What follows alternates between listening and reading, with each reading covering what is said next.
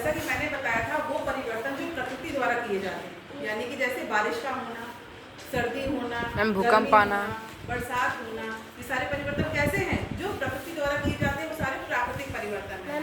भूकंप का आना, बाढ़ आना, तूफान आना और बाढ़ आना, ये सब क्या है? सूखा पड़ना, ये सब हमारे किस में आते हैं? प्राकृतिक परिवर्तन। समझ में आ गया? तो वो परिवर्तन जो प्रकृति द्वारा निर्धारित होते हैं, किए जाते हैं, वो हमारा प्राकृतिक परिवर्तन होते हैं। कृत्रिम यानी कि मैन मेड, जैसे कि वो परिवर्तन जो मनुष्य ने किए हो, जैसे कि कुर्सी बनी है, किसी ने बनाई होगी ना? मनुष्य ने, भगवान जी ने तो बनाई नहीं है। मनुष्य ने। पंखा चल रहा है, ऊपर ही किसी ने बनाया होगा, ठीक है? ये टेबल, ये कमरा, इसमें आप लोग पढ़ रहे हो, ये कॉपी किसी ने बनाई होगी ना? मनुष्य ने। तो वो सारे परिवर्तन जो है, तो वो सारे परिवर्तन जो मनुष्य द्वारा किए जाते हैं वो हमारे कृत्रिम परिवर्तन कहलाते हैं, ठीक है? अगला है अनियंत्रित, यानी कि इसका नियंत्रण ना हो।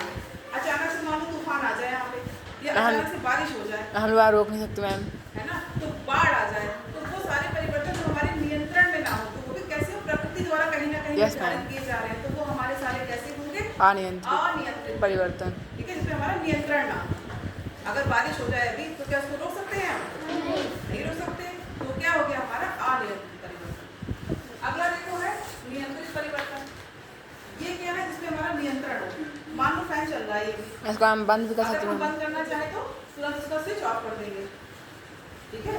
लाइट है, नहीं माने हमारा कि भी ओपन करें, इसको हम क्या कर देंगे? स्विच ऑफ कर देंगे, फिर कर देंगे। या साइकिल आप बहुत तेज चला रहे हो, आगे भीड़ है, तो आप तुरंत ब्रेक लगाओगे, उसको अपने नियंत्रण में कर लोगे। तो वो सारे परिवर्तन जिस पे आपका नियंत्रण होगा वो क्या कहलाएंगे? नियंत्रित परिवर्तन।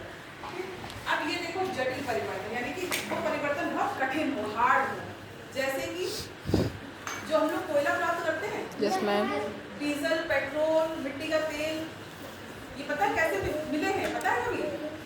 300 करोड़ वर्ष पहले क्या हुआ था? ये सब जमीन में उथल पुथल हुआ था, ठीक है? तो ये पेड़ पौधे जानवर सब दब गए थे अंदर, ठीक है? और उन्हीं से हमें क्या प्राप्त होता है? मिट्टी का तेल, कोयला, ठीक है, और पेट्रोल, ये इन्हीं से ही हमें प्राप्त हुआ है। लेकिन ये सब क्या है? अनवीकरणीय ऊर्जा के स्रोत है, एक दिन ये समाप्त हो जाएंगे। अभी तो कहते हैं कि हमें किधर चलना चाहिए? सोलर एनर्जी की तरफ क्यों जा रहे हैं हम? ये सब क्या है? ऊर्जा के नवीकरणीय स्रोत, रिन्यूएबल एनर्जी सोर्स है ये सब, ये कभी खत्म नहीं होंगे। लेकिन जो अनवीकरणीय है, नॉन रिन्यूएबल है, ये एक दिन समाप्त हो जाएंगे। जैसे कोयला है, मिट्टी का तेल है, पेट्रोल है, ये दिन खत्म हो जाएंगे। तो वो सारे परिवर्तन क्या कहलाते हैं? जटिल परिवर्तन। साथ ही साथ हमारे शरीर में तुम लोग खाना खाते हो, दोपहर में खाना खाते हो, रात में खाना खाते हो, आपने तो खाना खा लिया, लेकिन आपको पता है आपका शरीर कितना जटिल परिवर्तन कर रहा है? पाचन क्रिया, पाचन क्रिया क्या है? ये कम से कम 4 से 5 घंटे में आपकी कंप्लीट होती है। तो ये किसमें आती है? जटिल परिवर्तन।